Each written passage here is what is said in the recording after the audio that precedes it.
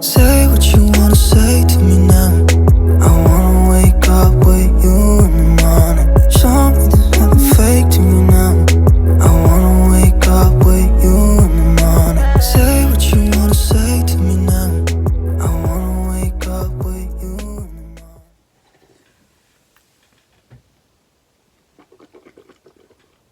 That's what it is.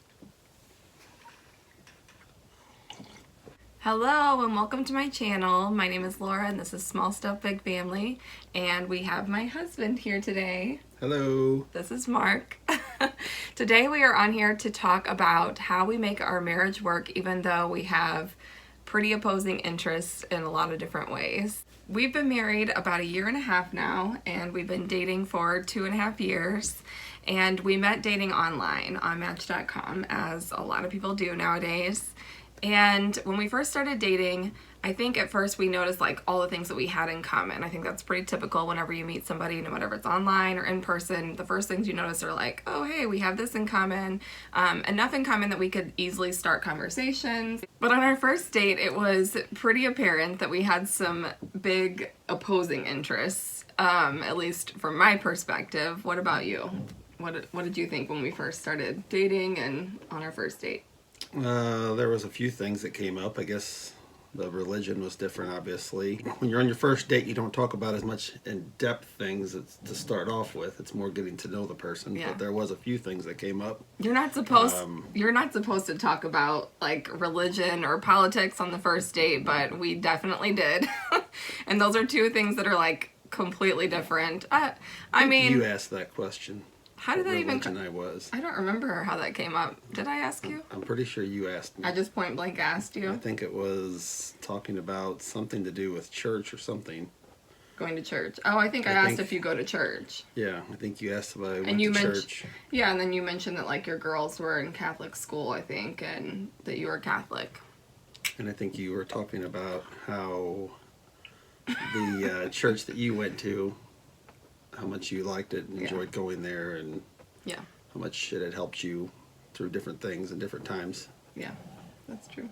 And then we brought up politics. I don't know. I remember that was at the bar after dinner, but I don't remember exactly Best how place that to came talk up. politics is at the bar. After a few drinks. I pretty much just kept my mouth shut because basically somehow... Pretty sure you're the one that brought it up to begin with. No, I know, but I probably did. I probably did bring up politics the first time. But after I realized that you voted for Trump is when I just kind of kept my mouth shut because I didn't vote for him. Mm-hmm. I did. yeah. I will again. Yeah. Oh, God. Anyway, so after I got home from our first date, I can tell you that the first thing that I said to my mom, because she was watching my daughter for me when we went on our date, and so she asked how everything went, and I was like, he was really cute, and he brought me flowers, he was really sweet, but he's Catholic, and he voted for Trump, so I don't know. I don't know if this is gonna work out. But, I mean, how do you think, like, with the religion and politics difference now that we've been like together for 2.5 years, how do you think that that's worked out? I don't know. I think the religion works out fine because we still both take our time to try to go to, we still try to go to your church when we can, or a church that you like. We try to make time for both, so it's basically give and take. And I think that since your daughters are in Catholic school and, you know, that's how you want, you know, your daughters, my stepdaughters, to be raised, I think it's important that, you know, I'm supportive of that, and we'll go to, you know, all of their events and go to church with them when we have them, which is only every other Sunday. So that means on the Sundays that we don't have them, you know, we can go to a church, like a non-denominational church, which is what I was raised in and what I prefer. And then as for politics, we don't really talk about it unless I'm like getting a dig at Trump for something stupid that he did. And I just laugh at her and ignore it. And he laughs and ignores it. And it's fine. We just don't really talk about politics. And I don't think either one of us are like super close-minded, that we're not at least willing to like listen to a person's opposing viewpoints. Like, I'll listen to the viewpoints, but everybody's got their own opinion, just like in life. That's just, everybody has their own opinion of what they want out of life and what they want to do in life. And different things that they believe in that one party represents versus the other party, and that, you know, everybody has made their own choices, and to me, the country and everyone would be better off if they would just have that same mindset as let everybody do their own thing and not worry about what the other person wants. Let everyone make their own mind up instead of trying to change everybody else's mind. Yeah. I mean, because I think for the most part you can get into a political argument, but if you feel really strongly one way and the other person feels really strongly another way, you're not going to change each other's mind, so it's kind of pointless. Yeah. So, and that's kind of where we're at. Like, I feel strongly about my political beliefs, and he feels really strongly about his, and neither one of us are going to change each other's minds, so we just don't really talk about it. What about living in the city? Which city or like suburbs? I did live in the city for like a very brief period of time. Most of my childhood was, you know, I was raised in the suburbs, outside of a big city, close to a big city, and you were always raised Here. We live in his grandparents' home, or what was once his grandparents' home. He's good about visiting the city, and, you know, we do a lot of like adventures and taking our family to do things in the city. Yeah, there's things that are, you know, it's where a lot of your entertainment stuff and that kind of thing is. So obviously I don't have a problem going there. I just could not. I work in the city every day. I'm there all the time. So Yeah, me it's too. not that I'm not willing to go there. It's just I would not be willing to live there. Yeah. See, and I could easily live in like a downtown loft apartment where you can like walk to the grocery store and walk to your favorite little cafe like on a daily basis. Like when we're retired. I wouldn't want to raise kids there. I I prefer raising kids out here in the country. I do think it's really nice for the kids. Yeah, you can let them go outside and pretty much just let them go. Yeah. it's pretty safe here. Nothing's perfect everywhere, but I don't know. It just feels more safe, more secure. That being said, even though I would rather raise my kids out here in the country, it was kind of an adjustment for me because it does feel so far away from everything else. Like when we met and we knew that like there was a distance between where I lived and where he lived. I mean, that was one of the first things that we talked about because we really didn't want to get serious. First thing I usually asked anybody that I was trying to date at the time, because I was not planning on leaving where I was at. Yeah. Due to my previous marriage and my girls and where they were, it's not like I really could just take up and leave. The situation was not, it's still not a whole lot better, but it's better than it was. But as far as like moving them anywhere or being able to not live where I did for their schooling was not going to be an option. Yeah. Still is not an option. Yeah. And I wasn't planning on leaving basically everything that I had started here either. Yeah. So that was really important to him, and as hard as it was making that adjustment and feeling like, I don't know, I just felt like I moved away from like my friends and my family, so at first I really struggled with like kind of feeling isolated. Like I actually went to counseling, and she kind of suggested that was the reason that I was kind of feeling that way, is because I did move so far away, and I'm just, whereas he knows like everybody when we go into town, I knew nobody, but it's gotten better. Like I think the more I get involved with like my daughter's school and meeting people, now I'm to the point where I go out and recognize people whenever I go to the store, which I don't know if I love, but so that's just part of like the country life that I'm still trying to get used to. And then to go along with living in the country, let's talk about animals. I love animals. Like I'm not a vegetarian, so I do eat meat, but I did not grow up raising cows to kill them.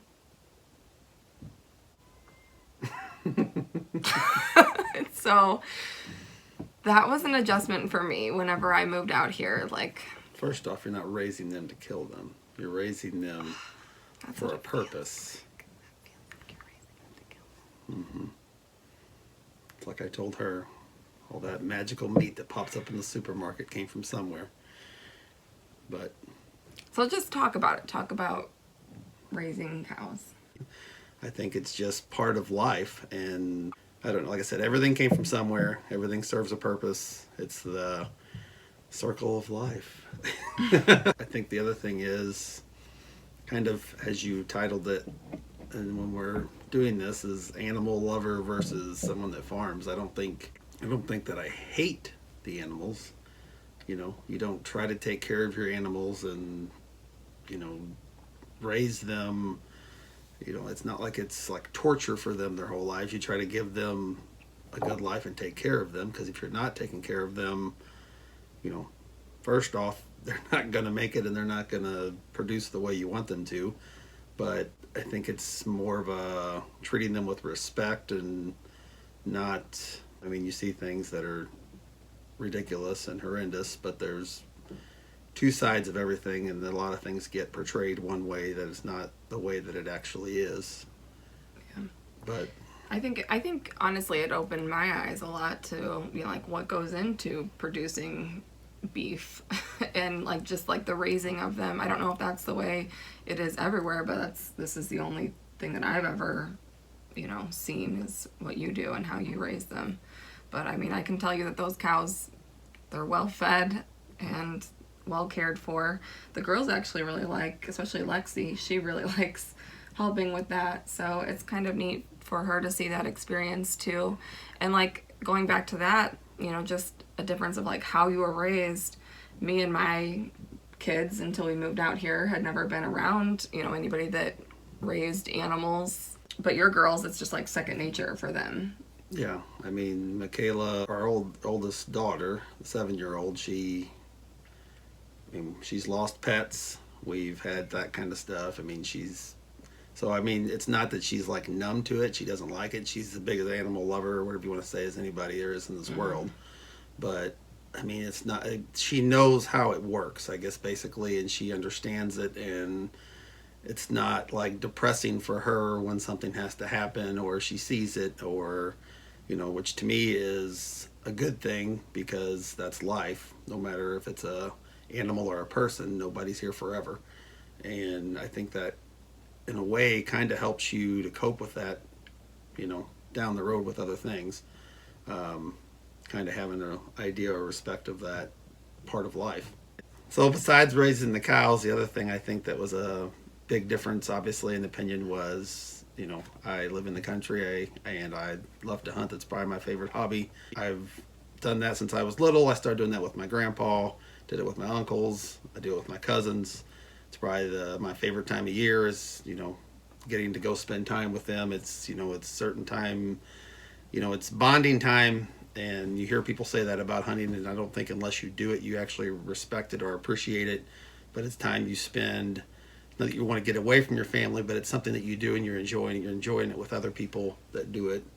And it's definitely a huge difference when you don't do it at all, or have never been around it or witnessed it, as she kind of came to see. Yeah, I think that was a big shock the first time, to say the least. That's to say the least. I had a full-blown panic attack the first time that I pulled up to our house and he had a deer that had been... I shot a deer. I had, started the process. I don't know how much you want to go into detail on here. Obviously gutted it. Yeah, this is like YouTube had it friendly. Hanging, and it was gutted and then hanging, and I pulled up and it was like right in front of me, and I had a freaking panic attack. Like, came in the house screaming, crying. Yeah, why would you do that? Because I didn't, just me as a person, I had never been around that. I wasn't used to it. I was not expecting that. So I was in shock. And I think it was just like, at first, like, how could you as a person, like, do that to something? I just felt that way the first time I saw it. But, like, the more that I've come to know you, and just, I guess it's just a respect thing. Pretty much all of these, I feel like all of these things, it just goes back to like learning where somebody has come from in their life and the things that are important and valuable to them, and just respecting that, rather than trying to change that as a person, just respecting it and giving your partner time to be able to do the things that they enjoy, even if it's something that you would never, ever do. The things that make you, sometimes the other person might not agree with or may not want to do, but those are the things that made you the person you are. And if you can't respect the things that they do or they enjoy, then you really can't respect or appreciate the person. That's the way I look at it. And there's things that she does that I would never do or never done, and Such as? such. I don't know, just different things like, I don't know. I mean, kids that I'd never do or never done. I mean, there's things that. I can think of one thing What's that? that I really enjoy doing that you won't do with me. What's that? Think of it. What is one thing that I really enjoy doing, but you'll never do it with me? Annoying me. Honey. I don't know. What are you talking about? Karaoke? Yeah. I have done it before. I have not done it with you. Yeah, he won't do it with me. She definitely has fun with it. We'll insert a clip. If you're not ready to go home, baby, can I get a hell no? If you're gonna go all night till the sunlight. Yeah. That nobody Sorry asked. about that. No, that nobody asked for. So I kind of had to get used to the farm life and seeing how cows were raised. But another difference that when it comes to animals on how we were raised is that I have always had pets, like dogs and cats, sometimes smaller pets like hamsters, fish. Like we've had lots of pets growing up, and they were all indoor animals. And you felt very strongly against having indoor animals. Why is that? I was never raised with pets in the house. I've always had dogs. We've had cats. Living on a farm, you have barn cats. So it wasn't that I don't like pets. I've always had a dog since I was a little kid. Pretty much, most of my dogs have always been outside dogs. They, not saying they've never been in the house. I mean, like when they're puppies or something like that, when to their mature age or whatever, be able to stay outside on their own. But typically, And even now when it's cold, our dogs that are Yeah. outside dogs will come inside. like having them in the basement and that kind of thing, or even letting them come up and, be up in the house for a little while when you're with them. I just think that most pets can basically take over the house pretty quickly when they're in the house all the time, in my personal opinion, but everybody's got their own opinion once again on that. But it's just, I guess it all goes back to how you're raised and different things. It was very important for me to have an indoor pet because that's something that I was raised with, something that I was used to, something that I really missed. And so now what do we have, honey? And now we have this. And you're okay with it, right? Sometimes. I love my kitty. I love having, I don't know, I just really like having an animal in the house. I just think, I don't know if it's just like calming to me, especially with cats. I mean, sometimes he's annoying. Sometimes he jumps up in my lap here when I'm trying to work. But like, Chases the kids, or They say that claws they're- you, or claws the couch and leaves claw marks in the leather. Or but there are health benefits to having a cat. there is. News to me. And he loves you. Yeah, he does a lot. There really are. They say it's like a stress relief, and people that have cats and like pet cats, like you live longer. I'm gonna find it. I'll link that My here. hair's already flying around the room. So cool.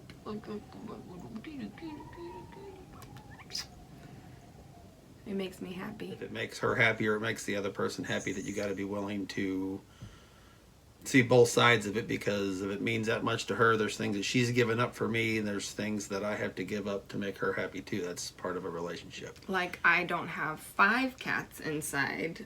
I only have 1. Yeah. Let's talk about our skills. Differences in skills. Like, I'll do the cooking and you try to do more of the cleaning. I do most of the laundry. I mean, this kind of give and take. Everybody's got their way of dealing with that in their own household and stuff like that too. But I think basically you both got to be pulling the same direction, and one person takes a couple of the items off the list and the other one does the rest. Yeah. You just kind of go back and forth, and it's give and take. It's not always going to be that way, but Yeah. It's not that I'll never cook and I'll never do the laundry, but those are just typically like the things that you are more efficient at, better at. And but like at the same time, like you'll cook and then I'll do the dishes afterwards, you know, most of the time. And then, you know, you'll do the laundry on the weekends and then I'll do like the floors and the bathrooms and the windows, and like I am better at like the Deep cleaning stuff. deep cleaning, decluttering, organizing. I think it's important when, like, if you know that, you know, one person is just better at doing something, that they're willing to like step up and do that. Because I can't imagine like if it was just you trying to do all of it, or if I was just trying to do all of it, that would not work. At least for our family, we have way too many kids. We both work full time, so I think when you're in a marriage where you have so much going on all the time, that you have to both like contribute and be able to pull your weight. It can't just be one-sided. So the other things I think that are differences that I think we kind of help each other with that have been very helpful to me. Obviously, both of us were in previous relationships. Both of us went through a divorce. How we dealt with that afterwards and being able to help each other through those things, I think, has been a huge part of our relationship. I think for me especially, how she handles things dealing with her ex, and how they get along is inspiring, really, and it's made me try to be better on that end. It's easy to get sucked into that rabbit hole of going down the wrong way, but when you have somebody that you can see that how they handle it and how much better it can be, it makes you want to try to do better. And then having someone else that has somewhat been through that, even if it's theirs is better than yours as far as the relationship they've built. I mean, I know it wasn't always that way, but there's things that she helps me with a lot on that, working past that. And then I kind of feel that there's times with her there's things where she's more of a dramatic person than I am as far as taking things calmly. I think she can vouch for that. Maybe it's the red hair, I don't know. But trying to stay more calm and level-headed, I think that I kind of help her through. But there's definitely give and take on a lot of things where her being one way, her doing one thing, me doing another, I think has benefited us a lot. He's definitely like the calm to our relationship, and a lot of times, especially like when we argue, sometimes I can keep it level-headed, but other times I take it to like a whole new level that's probably completely unnecessary. Definitely completely unnecessary. But I can be really dramatic, just throwing that out there. But he's really, really good about like calming me down and bringing us back to like a normal place where we can just, and then we can talk about things and come to an agreement. All right, so let's close this out talking about something fun that we have, you know, a pretty big difference in, which is music.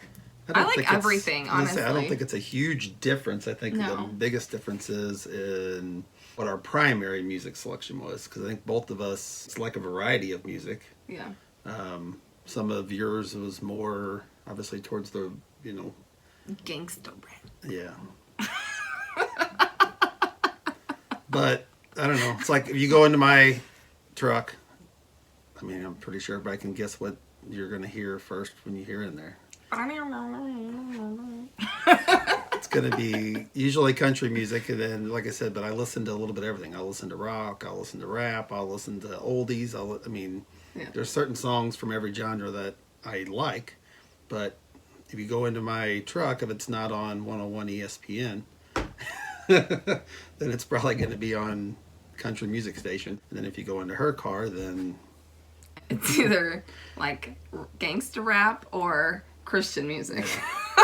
You know, those two are really close together, so I can see where you listen to. I don't know. That's what I like, you know. Which I had never listened to any Christian music before, just to be honest. And I mean, honestly, it's not. There's some of the songs that aren't so bad, and a lot of it relates to your beliefs and stuff like that.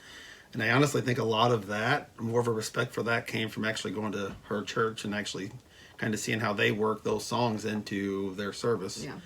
But yeah, a lot of the songs that they play on the Christian radio are actually like included in the worship services. I've never went to a non-denominational church until I went with her. And to me, it was like going to a rock concert the first time we went there, just being honest. I mean, they're up there with a drum and a freaking electric guitar, and they're, you know, but I mean, it was, after you're there for a little bit and you kind of see what it is. I mean, it was not that there was anything wrong with it. It was just different.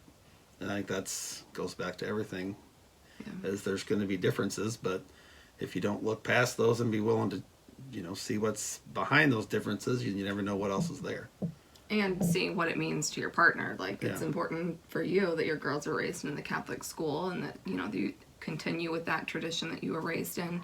And you see, I think, how important it is to me to be able to, listen to music and, like, feel those moments, that I feel whenever I go to my church. I think that's just what it all boils down to, is just respecting the differences and trying to see, really get to use those differences to get to know your partner. Even though you don't agree with those, maybe, or Yeah. you don't agree with the way were raised or the things they do, that you were willing to give them a chance at least and experience those for yourself and for your partner, so you kind of can see, why they enjoy it, or why, what makes her want to go here instead of go there. I mean, what makes her like this instead of that, and find them ways to do both. I mean, I think going back with the music thing, it's just like our honeymoon. We went to Nashville, which is primarily known for what it's known for. It's country music, but we went there and it just happened to be Bruno Mars was playing there when we went, so we went to a Bruno Mars concert while we were there,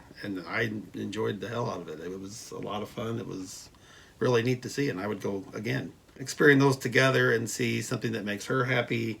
Same way for her, I guess, seeing things that make me happy. I mean, that's really what it's all about. I mean, you want the other person that you're with to be happy, and if they're not happy, then you got to deal with that. Yeah. So Right.